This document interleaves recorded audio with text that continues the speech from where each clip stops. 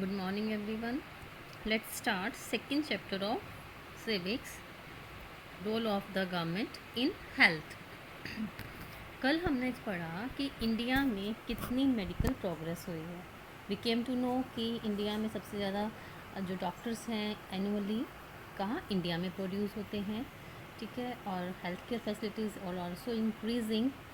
India जो है medicine produce करने में भी फोर्थ लार्जेस्ट नंबर पे आता है.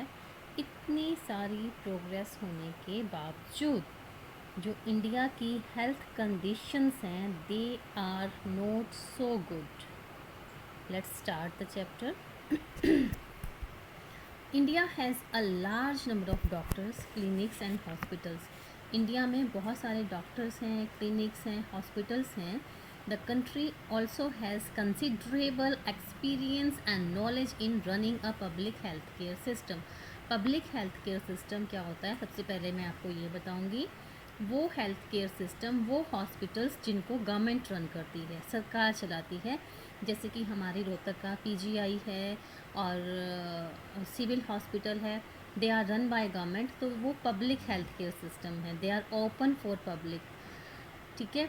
तो हमारी कंट्री को पब्लिक हेल्थ केयर सिस्टम जो है चलाने का पूरे नॉलेज भी है और एक्सपीरियंस भी है. This is a system of hospitals and health centres run by the government. If the question arises, what do you mean by public healthcare system? Then the answer will be, this is a system of hospitals and health centers run by the government. Clear? It has the ability to look after the health of a large section of its population scattered over hundreds of thousands of villages. तो ये इतने बड़े बड़े हैं hospitals कि यहाँ पर इतनी कैपेसिटी है कि हज़ारों की संख्या में जो गांव हैं उनकी पॉपुलेशन को वो ट्रीट कर सकते हैं, इलाज कर सकते हैं उनका. We will go into more detail on this later. इसके बारे में हम डिटेल में बाद में बात करेंगे. Moreover there has been a phenomenal. Phenomenal होता है अद्भुत. तो advancement in medical science. Medical science में बहुत प्रोग्रेस की है इंडिया ने. Whereby many new technologies and treatment procedures are available in the country. इस वक्त हमारे देश में बहुत सारी नई टेक्नोलॉजीज़ हैं, ट्रीटमेंट के नए प्रोसीजर्स भी जो हैं अवेलेबल हैं हमारी कंट्री में. इवन देन क्या हमारे देश के लोगों की हेल्थ सिचुएशन अच्छी है? Let's see. However, the second column points out how poor the health situation in our countries.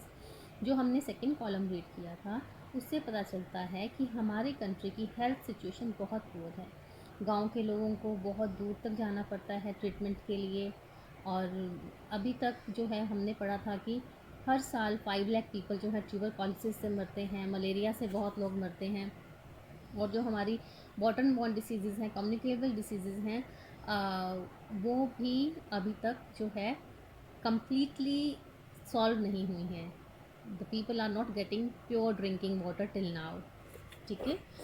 तो with all the above positive developments, अभी हमने ऊपर की पैराग्राफ में पढ़ा कि इतनी सारी पॉजिटिव डेवलपमेंट्स हैं हमारी कंट्री में. We are not able to provide proper health care facilities to the people. फिर भी हम अपने देश के लोगों को proper health care facilities provide करवाने में सक्सेसफुल नहीं हुए हैं अभी तक. This is the paradox. ये बिल्कुल विपरीत चीज़ है. Something that is contrary. बिल्कुल जैसे कॉन्ट्रेरी मीन्स अपोजिट है to what we would expect. कि जो चीज़ हम एक्सपेक्ट करते हैं कि इतना कुछ है, इतनी मेडिकल फैसिलिटीज़ हैं, तो हमारे कंट्री में तो इलनेस होनी ही नहीं चाहिए. Our country has the money. हमारी कंट्री के पास मनी है, नॉलेज है और लोग हैं. कौन से लोग? With experience. एक्सपीरियंस्ड लोग हैं.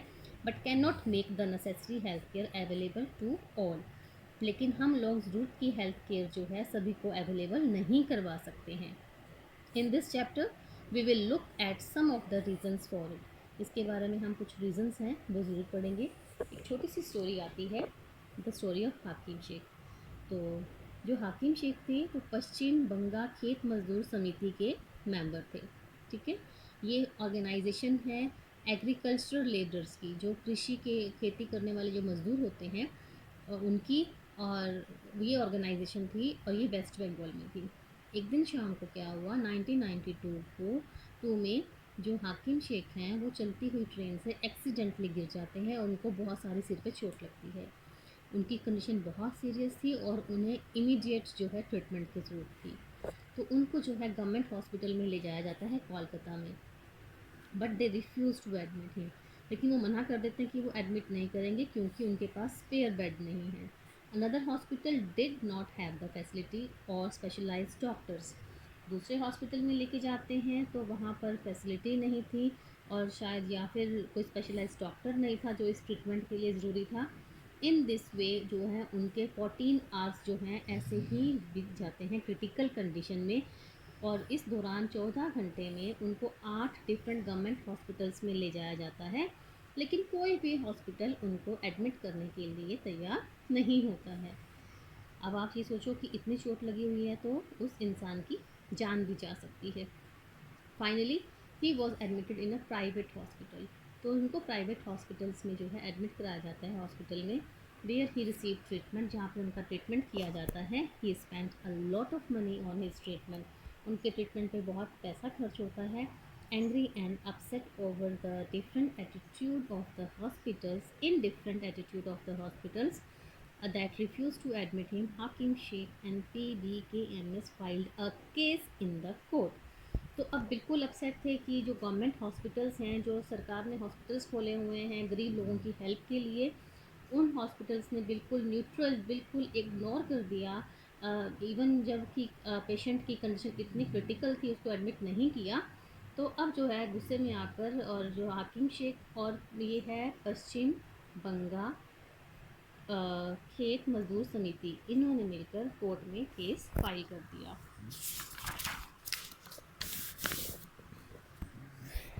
ठीक है, नेक्स्ट है आपका, नेक्स्ट पेज पे है, there is a conversation of two friends Aman and Ranjan. ठीक है, the cost of a cure, एक इलाज का खर्चा। ये दो फ्रेंड्स हैं, एक पुअर फैमिली का है और एक वेल टू डू फैमिली का है। ये दोनों ने जो है अपना अपना ट्रीटमेंट करवाया। जो वेल टू डू फैमिली से है, बहुत रिच फैमिली से है, उसने प्राइवेट हॉस्पिटल से करवाया, और जो बहुत ही पुअर फैमिली से था उस बच्चे ने करवाया ट्रीटमेंट कहाँ से, गवर्नमेंट हॉस्पिटल से। So what is the difference between government and private hospitals, मुझे मालूम है, आपको भी मालूम है कि गवर्नमेंट और प्राइवेट हॉस्पिटल्स में बहुत डिफरेंस है, बट इस चैप्टर से, इस कन्वर्सेशन से आपको ज़्यादा क्लियर हो जाएगा। Aman and Ranjan are good friends. While Ranjan comes from a well-to-do family, and Aman parents have to struggle to make ends meet. अमन और रंजन दो अच्छे फ्रेंड्स हैं। जो रंजन है वो बहुत ही फाइनेंशियली स्ट्रॉन्ग रिच फैमिली से बिलोंग करता है, और जो अमन है उसके फादर को, उसके पेरेंट्स को हर रोज़ डेली ज़रूरतों के लिए भी स्ट्रगल करना पड़ता है। ठीक है, अमन पुअर फैमिली को बिलोंग करता है। अब ये देखो, वो अमन बस से उतरता है तो रंजन कह रहा है, hi Aman, good to see you, how have you been, कैसे हो तुम। तो अमन ने बोला, आई हैड वायरल फीवर, मुझे वायरल फीवर था and had to go to the hospital, मुझे हॉस्पिटल जाना पड़ा। तो उसके फ्रेंड ने बोला, ओ मी टू, मुझे भी था। I just got back to school on Monday, मैं स्कूल में मंडे को ही आया हूँ। My daddy took me to see the doctor at the new hospital in Kingsway, it was very exciting. उसके पापा जो है उसको एक नए प्राइवेट हॉस्पिटल में लेके जाते हैं किंग्सवे में, और वो उसके लिए बहुत अच्छा एक्सपीरियंस था। द बिल्डिंग लुक्ड सो पोश। अब रंजन जो है क्या बता रहा है कि वो जो हॉस्पिटल की बिल्डिंग थी वो बहुत अच्छी थी, बहुत सुंदर थी, बिल्कुल 5 स्टार होटल की तरह। तो उसके पापा ने उसको बताया कि ये प्राइवेट हॉस्पिटल है और यहाँ पे बेस्ट फैसिलिटीज़ हैं। तो वो फिर आगे बता रहा है कि डैडी, उसके पापा ने रिसेप्शन पे 500 रुपीज़ जो हैं पहले पे किए, फिर उसके बाद डॉक्टर को मिले, और वहाँ पे बहुत ही सूदिंग सा नाइस म्यूज़िक बज रहा था हॉस्पिटल में, और एवरीथिंग, सब कुछ साफ़ सुथरा और चमक रहा था। तो doctor asked for many test, फिर रंजन बता रहा है कि डॉक्टर ने बहुत सारे टेस्ट बता दिए, और लेकिन वहाँ पे सब लोग इतने फ्रेंडली थे, इतने अच्छे से बात करते थे कि the lady who took my blood, जिस लेडी ने मेरा ब्लड लिया टेस्ट के लिए, उसने मुझे बहुत सारे जोक्स सुनाए और मुझे पेन का पता ही नहीं चला। And have you heard the one about Batman और रियलिटी टीवी। देखो, वो नर्स पूछ रही है उस बच्चे से कि क्या तुमने बैटमैन और रियलिटी टीवी पर जो बैटमैन आता है उसके बारे में सुना है। फिर आगे वो बता रहा है आफ्टर द टेस्ट कि जब टेस्ट के रिज़ल्ट्स आए तो हम लोग डॉक्टर के पास रिपोर्ट्स लेकर गए तो वो उसको देखकर बोले कि सब कुछ ठीक है, उसको सिर्फ एक हल्का सा वायरल फीवर है, और उन्होंने बहुत सारी दवाइयाँ दे दी और कहा कि इनको रेस्ट करवाओ।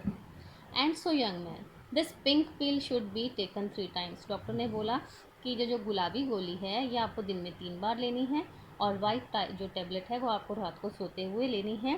दैट्स फॉर द बॉडी एक, वो बॉडी एक के लिए है। And this is a syrup, और ये पीने की दवाई है। डोंट वरी, चिंता मत करो, बहुत मीठी है। You see, I have been dying to tell you all about it, but what about you? Which hospital did you go to? अब रंजन अमन से पूछता है कि मैं ये सब चीज़ें बताने के लिए जो है मर रहा था। अच्छा, अब तुम बताओ, तुम कौन से हॉस्पिटल में गए?